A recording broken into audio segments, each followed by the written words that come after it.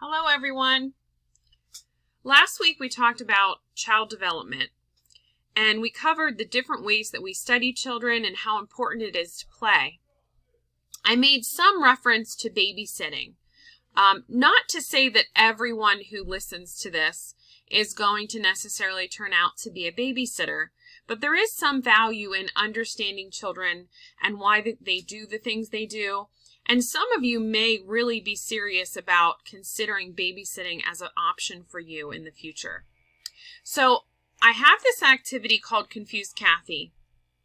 It's a babysitting scenario. It kind of reminds me of the series of books where they call it the Babysitter's Club, I think. So this is kind of like a bad chapter out of a book like that. And you're going to be surprised by some of the things that Cathy does. And there are questions for you to answer before this link. So it's inside our folder for the week of May 4th. I'm going to start off by reading this, and you can follow along as I read it aloud. And it starts by a babysitting scenario where Cathy is asked to babysit for the first time for a family. So let me get started. "I'd love to babysit on Friday, Mrs. Johnson," Cathy said into the phone. "Please be here at 7 so I can tell you everything you need to know. I must leave for my meeting by 7:30. On Friday afternoon, Cathy washed her hair, blew it dry, and grabbed her curling iron before leaving for the Johnsons. She couldn't remember exactly what time she was supposed to be there, but she guessed that 7:30 would be close enough. On the way to Mrs. Johnson's, Cathy planned what she would do when the children were in bed. She wasn't sure how many children there were, but she just planned to let them do whatever they wanted and assumed that everything would be all right. When Cathy arrived, Mrs. Johnson was not very pleasant. "Cathy, I needed you to be here at 7. Please, because I don't have time now to tell you everything, I've written the instructions on this piece of paper. Please read it carefully. The children are hungry. Please don't give them any snacks until after you've fed them dinner.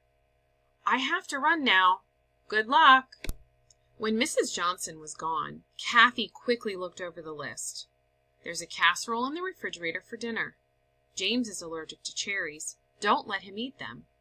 The older children need to bathe. The baby is asleep, but will need his diaper changed when he wakes up. His bottle is in the refrigerator. Warm it in hot water, not directly in the microwave. The children know to pick up their toys when they are finished playing, but usually they just need to be reminded." Cathy placed the list on the edge of the table, went to curl her hair. She thought Mrs. Johnson sure expected a lot from a caregiver.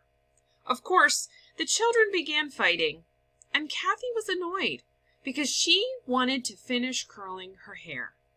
She yelled at them to be quiet and slammed the bathroom door shut. After curling her hair, Cathy forgot to unplug her curling iron. She went into the kitchen because she was hungry. The children followed her, whining for something to eat. Cathy forgot the list that Mrs. Johnson had left and just started cleaning out the refrigerator, giving the children anything they wanted. So she let them have anything that looked good. James wanted cherries. Susan wanted a piece of pie. And Josh wanted a jam sandwich. Cathy rummaged through the cupboard until she found some chips, and they all just kind of ate whatever they wanted. The baby started to cry, and Cathy went into his room and picked him up. He didn't smell very pleasant, but she just tried to ignore it. When he kept crying, she decided he was hungry and wondered what to feed him. James told her the baby's bottle was in the refrigerator. Cathy went to get the bottle and stuck it in the baby's mouth. He kept pushing it away. The other children laughed and explained to Cathy that babies like their bottles warm.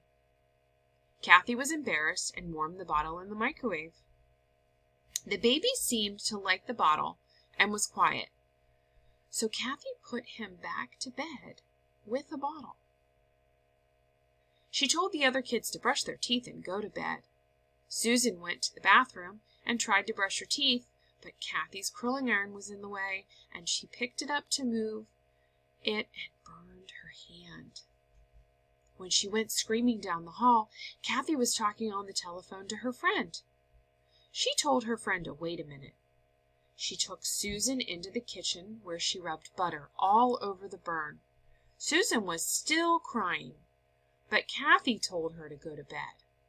She went back to her telephone conversation. The boys wouldn't go to bed, and Cathy asked her friend to come over and to help her. She hung up the phone and went to put the boys to bed. James looked funny. His lips were swollen, and he was breathing heavily. Cathy didn't know what to do. What could possibly be wrong, she asked herself. Just then she heard the door open. She yelled, "Oh, hi, Stacy. Come in. These kids are monsters." And when she turned around, there stood Mrs. Johnson. Mrs. Johnson explained, "The meeting ended early.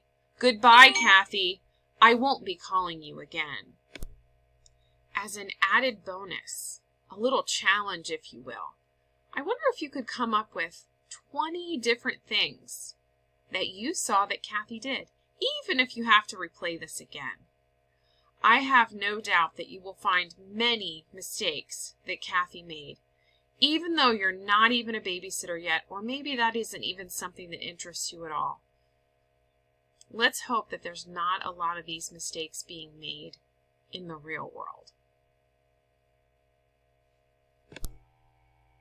And one last reminder, 5th grade, I would really appreciate it if you would find that link above this one, where I have a screenshot or an image of several questions, probably between 4 to 6 questions, about this activity.